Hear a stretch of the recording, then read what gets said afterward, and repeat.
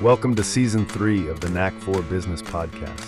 Over 350 episodes strong, we're here to ignite your entrepreneurial spirit with fresh insights, networking gems, and creative strategies that elevate your game. A question for the audience. How do you talk about your business in a way that actually connects with people and drives sales? That's exactly what Helen will be diving into today. She helps entrepreneurs feel stuck, unclear, or overlooked turn their message into a magnetic story that sells. Whether it's your website, your pitch, or your book, she shows you how to speak with purpose, write with impact, and get seen by the right people. Tune in and learn how your story can become your strongest sales tool. If you struggle to explain what you do or why it matters, this is the show to listen to. Don't just sell your service. Tell your story and watch your business grow. Our guest today is Helen Snell from Helen Harwood Snell. Helen has guided entrepreneurs to understand the value of the power story to explore and explode their sales success. Through coaching or done-for-you services, she uses her expertise as a storyteller and certified communication coach to deliver your message with impact to a maximum audience reach. Up-level your online presence or take your message to the stage or in a book partnering with Helen's ghostwriting skills, where she writes in your unique voice. Her language alchemy blends a personalized creative process with a highly credentialed communication science. Helen is an international speaker, best-selling author, and co-lead of Canadian Connect and Collaborate Network. Much of her writing is inspired by nature, human observation, and her trusted dog companions. Helen, it's an absolute pleasure having you here. What's your favorite quote? You know what? I'm a big fan of Dr. Seuss. Unless someone like you cares a whole awful lot, nothing is going to get better. It's not. You have a tagline for your business that you can share with folks. Not every relationship leads to a sale, but every sale starts with a relationship. You've defined something called power story. Why does every business need one? I have a bit of controversy. I have an ongoing argument with Simon Sinek, who's written the book Start With Your Why. I actually think it needs to be start with who. You are the secret sauce to your business, and finding the story that captures your audience with that yes answer is your power story. I always thought you were going to say from Whoville. Horton, here's a who. I like it. When did you realize storytelling was the quintessential piece of the puzzle for sales? You know, that's a great part of my story, actually. I became an entrepreneur later in life. I like to joke that I come from a long line of happily employed people. Circumstances pulled me into entrepreneurship. My first foray was into network marketing. I found out pretty quickly that one of the biggest lessons was that I need to find my own brand within that larger brand. That was the whole piece that started the idea of what is my story, what is storytelling. I endeavored to put a conference together because I felt there was a lot of people that needed kind of some branding help. And so those of you in your audience who are maybe a little older and have a rock and roll background would appreciate the name. I called it Brand Aid. What struck me about that was first of its kind conference we put together in the GTA Toronto area. We had over 100 women come out to this event. Even more surprising was how each of them needed to understand the power of their story and their personal brand. And that was the thing that changed my business trajectory. I understand you lost your voice. I understand it also created your whole business. Tell me a story. So I have to say, we all go through these parts of our business where we become a little more refined and professional as we go along. That's part of my story that I didn't embrace for a while. I left a marriage several years ago. That was part of the reason for my becoming self-employed. In that, I lost my self-confidence. I lost my voice. And I didn't realize how long that was affecting my business, that whole experience. And the power of brand storytelling is really embracing all of the parts of who you are. And for me to be able to now share with confidence that, yes, I did have a failed marriage, I did lose my voice, that was a catalyst for me to really help other people identify the pieces of them that maybe were feeling a little vulnerable about But vulnerability is actually a real key to storytelling and really connecting with your audience. So when people start up their business, if you forget about your accountant, that's not so good. You get taxed to the hilt, or the CRA is going to chase you if you're here in Canada. What are the biggest mistakes businesses make when they're starting out and going, "Hi, I'm here, buy my stuff," whether it's a widget or a digit? So talking about your business is one of the first mistakes you can make when introducing yourself to people. You actually need to talk about you. Even more important than that, you need to listen. It's really important when you're networking, when you're introducing yourself to people, that you ask questions and find out who they are, because that can give you the information you need to talk to them about what you do. If you find out more about them, maybe you're a mechanic and they're telling you they were just in a car accident or their daughter needs to buy a new car, maybe that's an in for you to start talking about your business. Or maybe it's not. That is actually, I think, a really important part of introducing ourselves. Don't start with your business. Start with their business and then with who you are. Give them an idea of your values, how you show up in the world, and that can lead into how you do your business differently than other people in your field. It sounds like good etiquette. I'm boasting about myself. That's not a good sales strategy. I remember hearing years ago, somebody shared with me that people will think you're a wonderful person if they've had a conversation with you and you let them talk about them. You mentioned in the bio that you're a communications scientist. What is the science of communication all about? So that's a really interesting part of my business. And that was part of my growth journey as well, starting with storytelling and then adding this communication science to it. The idea that you have a story and want to share it could be your why story or your origin story. The whole idea of communication science is that you would tell a story in such a way that people hear it.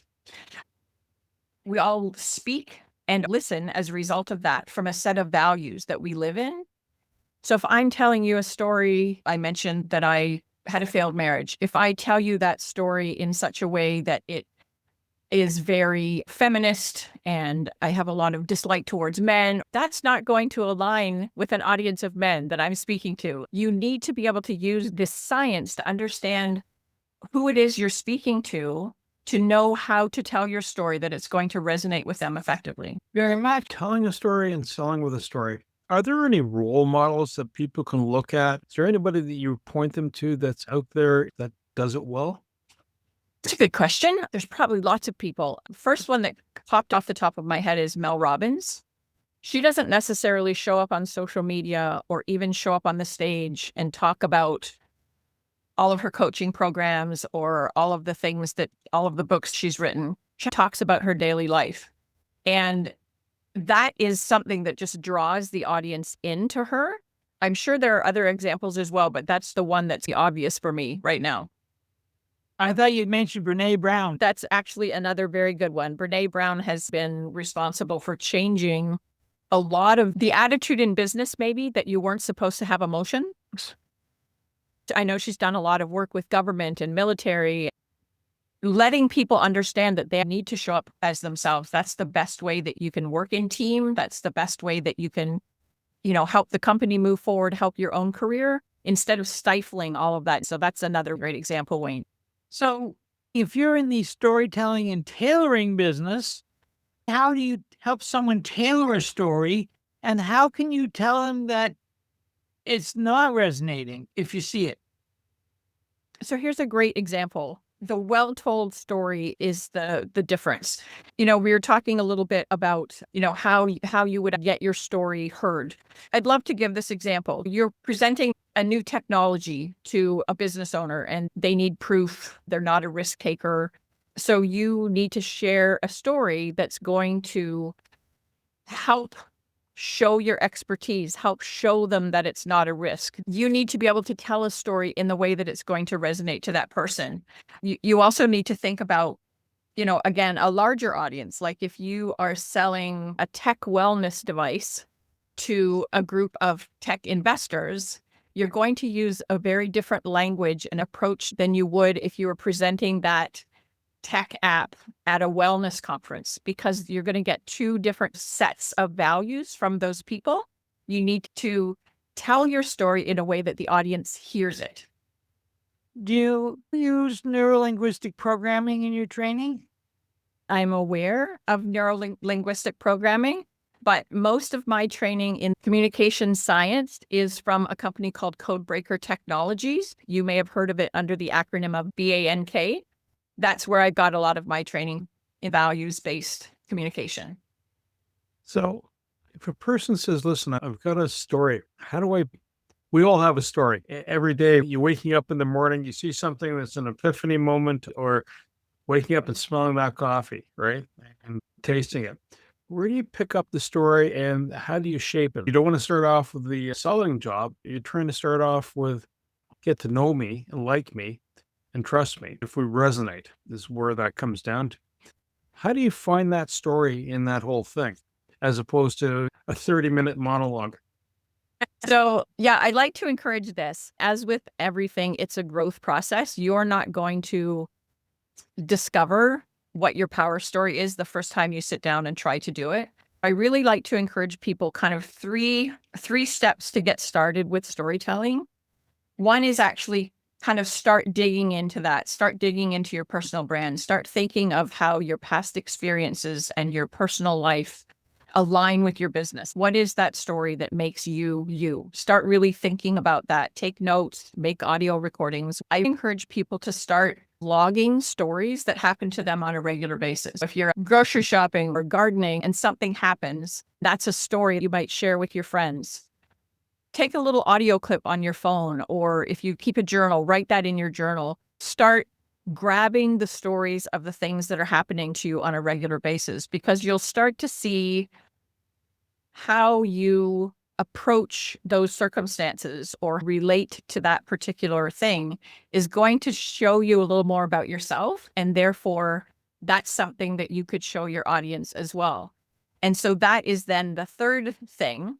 You think of childhood memories, what makes you happy, sad, angry, whatever that would be. The third thing is start sharing those little glimpses of you when you're introducing yourself at a networking event in person or in a Zoom breakout room. Start sharing a little bit about maybe something that just happened to you this past week that's humorous or that you think the group might relate to. Start sharing those bits of your stories on your social media platforms, so that it's not just a constant stream of buy my product, this is what I have on sale, this is what I do.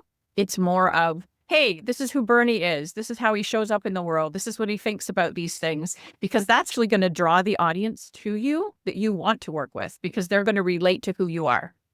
Do you see this being the prelude to being an influencer then? Is that not what an influencer is? Art of telling a story and then into a topic? So an influencer to me is someone who, when I think of influencer, I think of somebody on social media who gets paid to post ridiculous content about this around the world. I think you're thinking more along the lines of being an influencer, as in maybe being a stage speaker or somebody who would be presenting to an audience through a conference or different things like that. Influence is actually... It's a good question. You got me thinking about this, Bernie. I think you want to have influence, certainly. You want to have influence in developing a relationship with people that they would trust you and they would want to believe in your referral, or they would want to believe that you could help them if you have a product or a service that could help them in their business. I think that's the influence we're looking for. We're not looking necessarily that you would be an influencer, unless, of course, that is something you are aspiring to be. If you want to be a paid stage speaker, for example, that's an influencer. You want to become Brene Brown or Tony Robbins or somebody of that nature. But that little bit of influence can still just move the needle in your business, just in that small scale. Does that make sense? Yep. Yeah. Something that I find very interesting is the art of telling somebody their message sucks. How do you do that? How do you turn it into them hearing it so that they can act on it instead of just have their feelings hurt? That's a good point. I think it comes with asking questions. I'm a big believer in asking questions. And the question might be, is your website, 10 years old since you've updated it? Is your landing page converting? Are you getting the sales that you want to get? By asking those questions, they're almost giving themselves the answer that something's not working right. If they are seeing that there's a problem, then you can offer suggestions. Would you be open to hearing them about how that could help you? Nobody wants to be told that their content sucks. I'm in the middle of redoing my website right now because I think my content sucks. I think it's a matter of bringing the person to the realization that there is something that's not working. Are you introducing yourself at a networking event and not getting anybody interested in booking a call with you? Maybe you need to present it a little differently. I think that's a big key to that. Things have also changed. SEO works differently now. People want to see different content on a website than they did years ago. Again, it kind of goes back to this. People want to know who you are, not just what you do. Your website also needs to represent that. So it kind of has to do with longevity, how old the messaging is, but also how effective it is. And a person will tell you that themselves if the messaging is working or not. They know. You mentioned you do ghostwriting. How do you put what you're hearing back in their voice when you're the one crafting the words?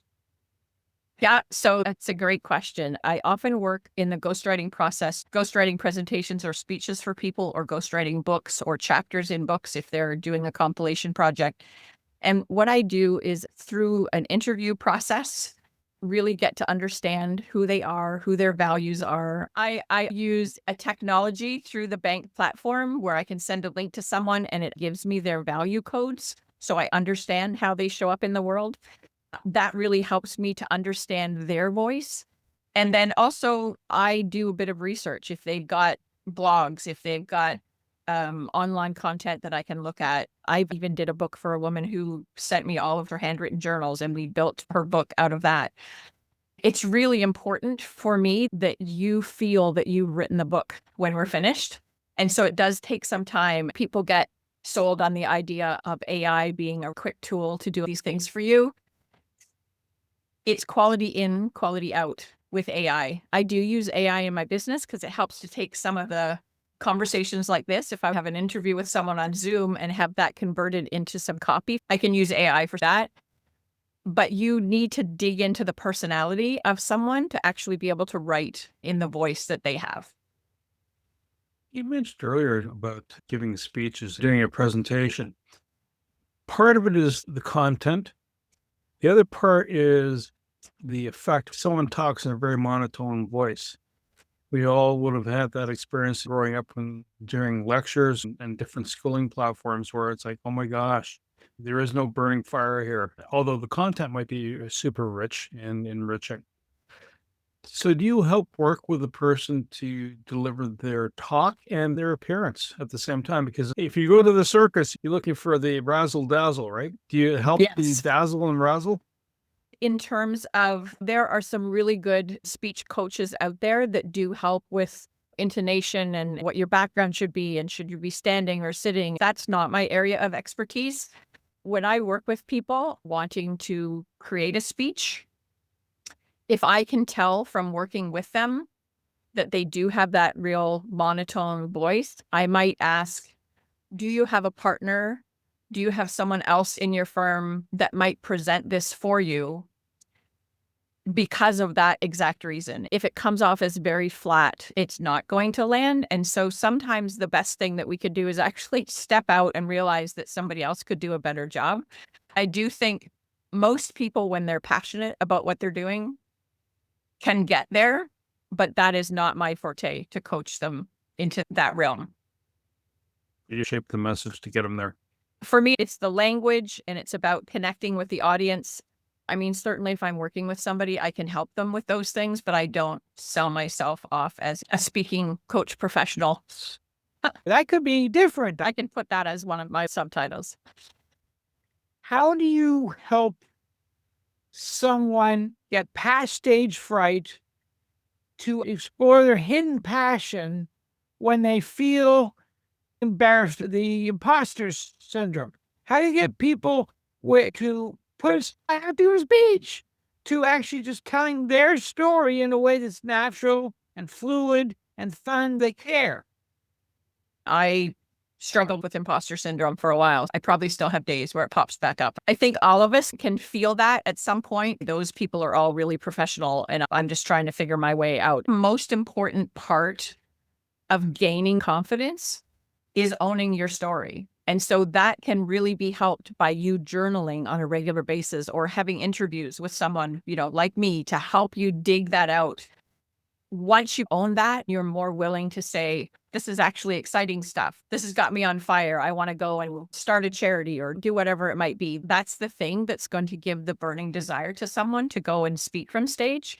But I would also recommend to not jump for the big ticket.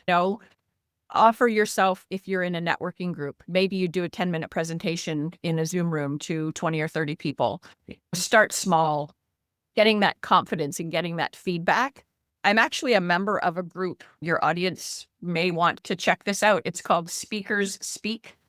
And they invite all sorts of speakers to come into a live platform every Wednesday. You can become a speaker. You can become a host of the event. All sorts of ways for you to get involved and get feedback. It's a great program for people to start to test their ability and learn from other speakers as well. I would have thought improv would have been another good space to do it too. Keeps you agile on your feet and you get instant feedback. Yes. I haven't tried that one. I'd love to do improv. I'm interested, being around consulting and coaching. Sometimes I find people pick up the strangest things. Yes, I did say that, but man, did you take it out of context. Do you have a train wreck story that, without mentioning names, could entertain and amuse us? I can't really think of one, Wayne, because I don't do just a one-off conversation with someone and then decide what their messaging is going to be. It's a pretty in-depth interview process. I certainly have mistaken things people have said before and taken things out of context. Even in some of my discovery calls, people could come off with a certain aura, and then I may say, hey, I could recommend that you say this in your presentation. They may come back to me and be like, well, that's not really what I'm like. I can't really think of a horror story, but sometimes it takes a few cracks to get into somebody's story properly. I've had some people, even doing the podcast, we've had some guests like, what do I say? We've just spent 45 minutes chatting about their business back and forth. And I'm looking at them going, you have a problem with the podcast? Why? They're not sure what to say. And I'm looking at them going, we just spent 45 minutes chatting. If I had turned on the mic and did the recording, there we go. We just had a podcast. How do you encourage someone to say, listen, you have a story? How do you tease it out of them? So again, the interview process that I use, I ask all sorts of random questions that will just maybe start you down a path. It could be, tell me something that you remember from your childhood. And that might lead to, tell me why you started your business, or tell me what you did before you started the business that you have now. There's all sorts of things that people don't realize are part of what makes them who they are until you actually bring it out in front of them, right? And so that's why I really encourage people to start thinking of those things on their own. If you get flipped off driving in traffic, is your response to be angry or do you laugh? That's going to tell you more about who you are and how you show up in the world, right? The more you can dig into those things on your own to think about what brings out emotion in you is going to tell you more of who you are. Through the interview process I do for intake with clients, draws things from different parts of them into one. Suddenly, I've had a lot of people have these aha moments like, oh my goodness, is that how people see me? Or I never realized that I brought that into my business and that's why I'm doing what I'm doing. So that's really a fun part of my work, is when people put all of those pieces together and realize how it is that they show up and why they actually thrive in the way that they are. We often operate and don't even understand why until we actually sit down and have a good look at it. Showing a product as a storytelling, developing service. And I'm actually hearing coaching. I can see the client getting a real lift, not only because their messaging's better, but they have clarity themselves of what they do. Would you say that you actually bring some coaching to the table? Yeah, I often thought of that, Wayne. Should I call myself a coach? I call myself a communication coach because I'm certified as a communication coach. But I do think there is an implicit part of coaching that comes along with, to get your messaging on point. There's a certain amount of coaching to get people to become confident in what that message is. So I think I might be like a coach in disguise. In the next 5 years or so, where do you see storytelling coming around? What attributes? I mean, storytelling is always going to be around, whether it's a campfire or you're in school or you're doing a presentation or you're public speaking. But do you see any trends, any aspects that are going to be moving around in the next 5 years or so that people should be aware of? Yeah, I do think even from a corporate level, I deal with entrepreneurs. I do some corporate work as well, but most of my work is with entrepreneurs. I think even at a corporate level, we're starting to see storytelling as a brand message with corporations. People don't want to just buy XYZ, they want to buy a feeling. And I think we're going to see more and more storytelling, story branding, if you will. I think it's going to become a lot more evident that you're not buying a product anymore, you're buying a feeling.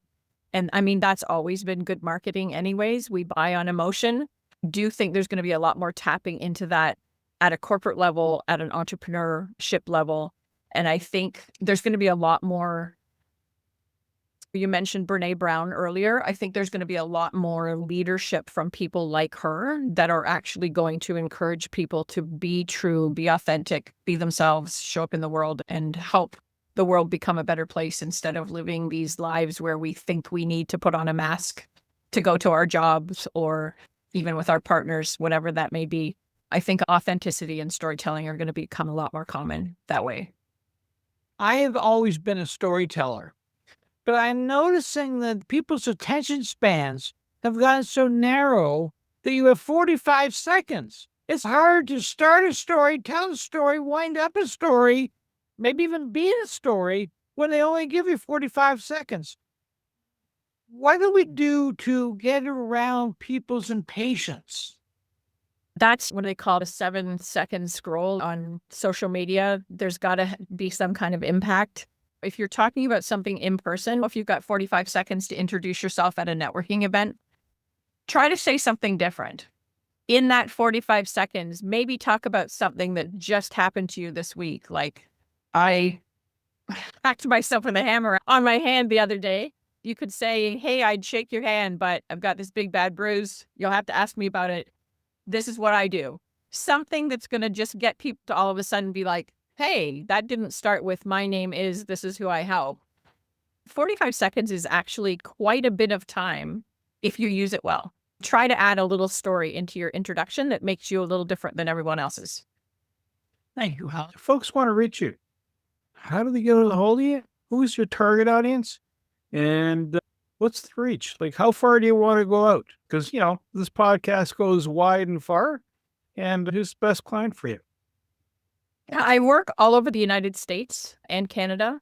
I have not had any clients abroad, but I'm open to business in other parts of the world as well. My target audience is someone who's already had a level of success in business. It's very hard to incorporate storytelling and all of the work that I do with somebody who's on a really tight budget because they just started their business. So I find that most of my clientele they're entrepreneurs, they've been out there in the world, and they know they need to do something to level up. They want to speak from stage. They want to write a book. They need to elevate their messaging so that they're reaching more people. That's where I can come in and say, look at what we've already been doing. This is how we can repackage that and move forward. I work with both men and women in all sorts of different industries. I do find a lot of my clients tend to be in the wellness field, but I'm not sure why that is for whatever reason. Maybe because my alignment with wellness, health, and happiness aligns with theirs. People can reach me on LinkedIn. My LinkedIn profile is Helen Harwood Snell Storyteller. It's not hardwood with a D in the middle. You can book a discovery call with me, talkwithhelen.com. You can email me the old-fashioned way, hhswrites@gmail.com, or you can find my website, which is helenharwoodsnell.com. Helen Snell, I want to say thank you so much for your time. Wayne Pratt, my co-host, and you, the Knack for Business listeners. If you need to have a story told, need to shape your story, Helen's the lady to reach out to. She can help craft that message, bring up the best in the story, and keep it at the right length and shape for your audience. To reach the podcast hosts, email them at info@creativeinsight.com or by the website creativeinsight.com, spelled KREATIVINSIGH.com. To reach Wayne at his email, wayne@motivateyou.ca, that is MOTIVE, the numeral 8 and the letter U.ca, or his website, motivateyou.ca. If you would like to be a guest on this podcast and share your knowledge, let us know. We would also appreciate your feedback on the content or format. Check the show notes for more details. For these podcasts, we like to acknowledge the support and thanks to the following people. Carl Richards from Podcast Solutions Made Simple, a renowned podcast expert. Fred Crouch, who is the Property Wizard podcaster, where Bernie is a co-host. Jovan Strika from At Hive, a co-working space that is more than just a space. Then Melanie Weber, Bernie's invaluable business partner, and Wayne Pratt from Motive 8U Inc., who serves as both a coach and co-host of these podcasts.